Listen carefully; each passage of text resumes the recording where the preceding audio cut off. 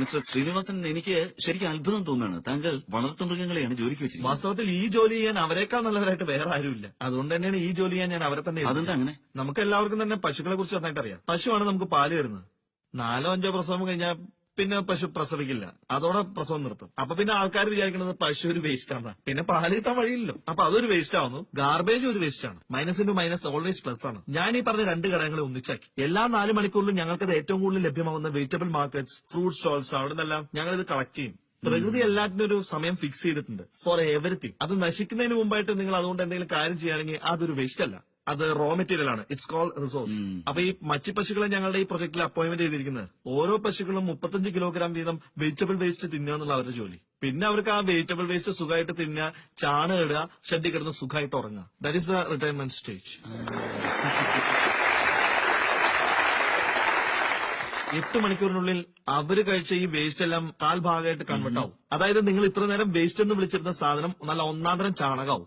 നമ്മൾ ചാണകത്തെ പറ്റി പറയുകയാണെങ്കിൽ അതിന് നല്ല മിഥൈന്റെ പവറുള്ളത്. ഞങ്ങൾ എന്താ ചെയ്യാന്ന് വെച്ചാൽ അതിനെ ഉടനെ തന്നെ എടുത്ത് ബയോഡൈജസ്റ്റർ അല്ലെങ്കിൽ ബയോഗ്യാസ് പ്ലാന്റിൽ നിക്ഷേപിക്കും. അവസാനം 99% മിഥൈൻ ഫ്രീ ആയ ചാണകം പുറത്തു വരും. അത് ഭക്ഷിക്കാൻ വേണ്ടി മാത്രമായിട്ട് ഞങ്ങൾ മണ്ണിരയെ വളർത്തുന്നുണ്ട്. അത് മണ്ണിര തിന്ന ശേഷം അതിന്റെ ആമാശയത്തിൽ നിന്ന് പുറത്തു വരുന്നത് 100% കറുത്ത പൊന്നാണ്. അതിനെയാണ് വെർമികാസ്റ്റ് എന്ന് പറയുന്നത്. വേൾഡിലെ ബെസ്റ്റ് മെന്യൂ, ലോകത്തിലുള്ളതിൽ വെച്ച് ഏറ്റവും നല്ല വളം. ഇറ്റ്സ് കോൾഡ് ബ്ലാക്ക് ഗോൾഡ്, മണ്ണിരകളുടെ വിസർജ്യം. ഇതിന് നമുക്ക് അപ്പോൾ തന്നെ വളമായിട്ട് ഉപയോഗിക്കാം. അല്ലെങ്കിൽ കുറഞ്ഞത് 45 ദിവസമെങ്കിലും വേണം ഇതൊന്ന് ഡീകമ്പോസ്റ്റ് ആവാൻ ബാക്ടീരിയൽ പ്രോസസ്സിലൂടെ. ഉദാഹരണമായിട്ട് ഞാനിപ്പോ ഒരു കാര്യം പറയാം. തിങ്കളാഴ്ച രാവിലെ അമ്മ പച്ചക്കറികൾ മുറിക്കുകയാണെന്ന് വിചാരിച്ചു. തിങ്കളാഴ്ച രാവിലെ 6 മണിക്ക് 9 മണിക്ക് ഞങ്ങളുടെ ഗാർബേജിനോട് പോയി ആ വേസ്റ്റ് കളക്ട് ചെയ്യും. 10 മണിക്ക് അത് പശുവിന് കൊടുക്കും. 6 മണിക്ക് കറക്റ്റ് ആയിട്ട് നമ്മുടെ കയ്യിലേക്ക് ചാണകം കിട്ടും. അപ്പൊ തന്നെ ഞങ്ങൾ അതിനെ ബയോഡൈജസ്റ്ററിലേക്ക് ഇടും. അങ്ങനെ മീഥേനില്ലാത്ത ചാണകം കിട്ടും. അപ്പൊ തന്നെ എടുത്ത് മണ്ണിരയ്ക്കും കൊടുക്കും. പിറ്റേ ദിവസം വൈകുന്നേരം, അതല്ലെങ്കിൽ അടുത്ത ദിവസം രാവിലെ, അതായത് 72 മണിക്കൂറിനുള്ളിൽ ഞങ്ങൾക്ക് ആ ബ്ലാക്ക് ഗോൾഡ് കിട്ടും. ഇതാണ് ലോകത്തിലെ ഏറ്റവും വേഗതയേറിയ പ്രോസസ്സ്. ലോകത്തിലെ ഒരൊറ്റ ഒരു മെഷീനും ഇത് ചെയ്യാൻ പറ്റില്ല.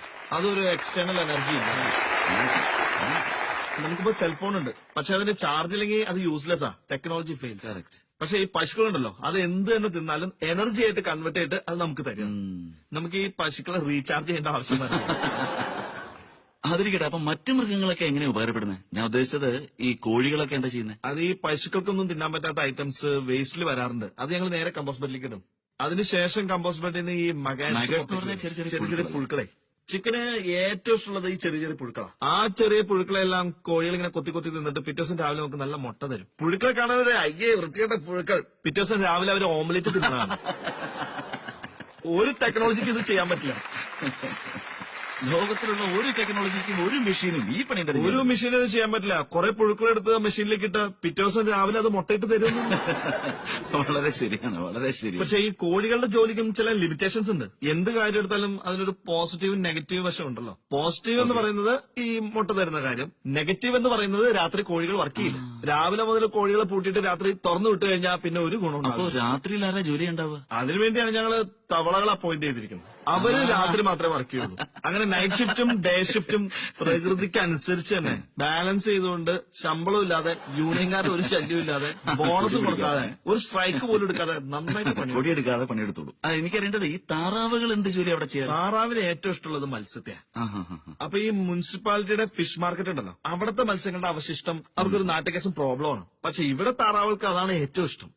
അങ്ങനെ 3 മണിക്കൂർ ഇടവിട്ട് ഈ താറാവുകൾക്ക് മത്സ്യത്തിന്റെ അവശിഷ്ടം കൊടുത്തു കഴിഞ്ഞാൽ അവരത് പെട്ടെന്ന് തിന്നു തീർക്കും. സാധാരണ മീനിന്റെ അവശിഷ്ടം കമ്പോസ്റ്റ് ആണെങ്കിൽ 120 ദിവസമെങ്കിലും വേണം. ഇവിടെ അവരത് 10-15 മിനിറ്റ് കൊണ്ട് തിന്നു തീർത്ത് നല്ല സുന്ദരം മുട്ടകൾ തരും. സാധാരണ ഈ താറാവുകൾ 8 മുതൽ 10 വരെ മുട്ടകൾ ഒരു മാസത്തിൽ തരും. നമ്മൾ ഈ മത്സ്യത്തിന്റെ വേസ്റ്റും നോൺ വെജിറ്റേറിയനും പ്രത്യേകിച്ച് ഫിഷും കൊടുക്കുന്ന കാരണം നമുക്ക് 24 മുട്ടകൾ വരെ ഒരു മാസത്തിൽ കിട്ടാറുണ്ട്. അപ്പൊ എനിക്ക് 20 താറാവ് ഉണ്ടെങ്കിൽ ഇത് വെച്ച് ഗുണിച്ചാൽ മതിയല്ലേ? ഞങ്ങൾക്കുള്ളത് 11:1 11 പെൺതാറാവുകളും ഒരു ആൺതാറാവും. അതെന്താ ഈ 11 പെണ്ണിനെ ഒരാണാക്കി? ഞങ്ങൾക്ക് മുട്ടകളാണ് ആവശ്യം, അതിനൊരാൺ താറാവ് മതി.